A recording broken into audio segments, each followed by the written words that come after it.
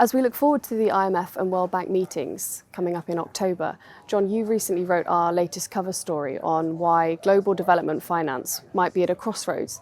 Can you explain a little bit about what that crossroads actually is? So, of course, the meetings are happening just before the US elections in November, and it's going to be very interesting to see how the results of those elections impact the direction of particularly the US's approach to multilateral development finance, and also how that's going to interact with the kind of the Chinese approach that we've been seeing over the past few years. And so what could a Trump presidency mean for global development finance? One always has to take his pronouncements with a bit of a pinch of salt, but I think it's a fairly safe bet to say that he would be a bit more unilateral in his approach, which is going to mean more support for organisations like the International DFC, which was set up under his watch. It could also mean less of a commitment towards some of the multilateral institutions out there and the multilateral process, which has been launched by Ajay Banga. So it's going to be interesting to see which direction he takes it in.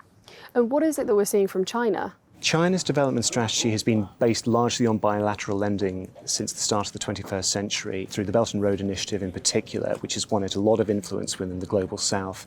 In recent years, the risk appetite has changed and they've been a bit more cautious how they approach things, and they've really kind of engaged in a multilateral way with institutions such as the AIIB and to a certain extent the New Development Bank as well, interacting with the big MDBs within the Western sphere, as it were.